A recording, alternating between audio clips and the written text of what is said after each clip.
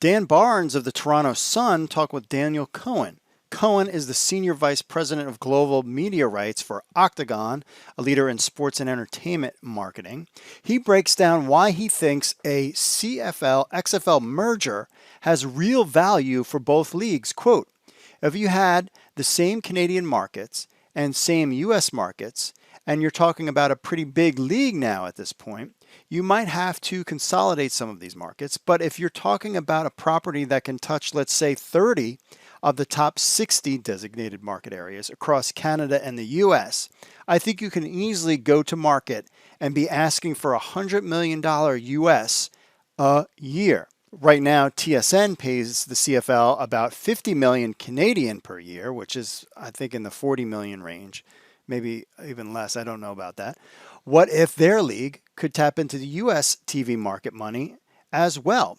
Now, we know The Rock, Danny Garcia, Redbird Capital purchased the XFL out of bankruptcy. A lucrative TV deal is what they were after all along. But after only a 5-game season, shortened by the pandemic, it would be hard to land something as significant like a $100 million deal on its own. If someone was going to pay a huge amount of TV money for the XFL in 2020 under Oliver Luck and Vincent Kennedy McMahon, that would have happened. It didn't. However, the XFL did draw good numbers on TV. They now have The Rock and his brand, but that might not be enough to get them over that big TV contract hump. To land a big TV deal, you need more. Now, enter the CFL and its markets. Now you have a bigger property to take to TV partners. Quote, when you do consolidate, you scale. And when you scale, you drive greater demand for your rights, be it media rights or sponsorship, Cohen said. I think one of the interesting things in a combined XFL-CFL merge is now if you're a brand or a media partner and you've got an interest in accessing Canada, or you're a Canadian brand and you have interest in accessing the US, now it's open to 2 countries. The NFL can't currently do that. They still haven't moved the Buffalo Bills to Toronto, right? And that's not going to happen. He also goes on to say, I think from a geographic perspective, a scale perspective, it's a very much differentiated offering to a binational or multinational brand or broadcaster.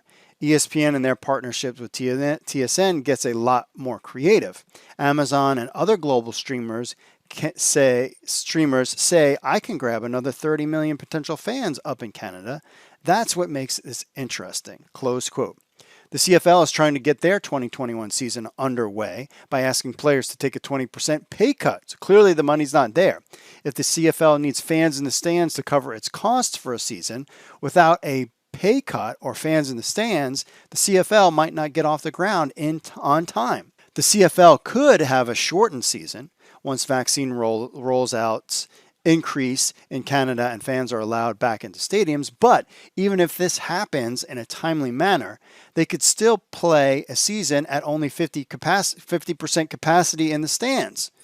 And I highly doubt we'll still see filled stadiums in the U.S. in the summer of 2021, let alone in Canada. The XFL has said it is pausing plans for a 2022 season as talks with the CFL are ongoing. Our own Mike Mitchell reported the likelihood of an XFL season in 2022 seems dim, but a blockbuster TV deal that involves both leagues could cure all those ills. You assume that Danny Garcia, Dwayne "The Rock" Johnson, and Jerry Cardinal of Redbird Capital have been going all out to land a big TV contract since they purchased the XFL in August of 2020. Quote, what I like about alliances they're forming, and I'm hoping this is heading in that direction, is that the XFL-CFL League will start to pull in players from Mexico, football players from Japan, and that is going to say to TV Ashi and NHK, this is interesting. I want to broadcast in Japan 1 CFL game a week because players X, Y, and Z are playing in the league. The leagues that are most successful internationally tend to have players from all parts of the world, and that's the model the XFL and CFL should follow. This is from Cohen as well. Now, an alliance of the XFL and CFL would be a real game changer for a global sports brand. The CFL already has partnerships with football leagues across the globe. In fact, the CFL Global Draft is set to take place on April 15th at 1 p.m. Building up players from other countries is something the NFL does not do. When Yao Ming entered the NBA in 2002, he brought the Chinese market with him. That was huge for the NBA. Ming entered the league. He was an 8-time All-Star. Now, football players outside of North America are not on that All-Star level yet, but they could be down the road.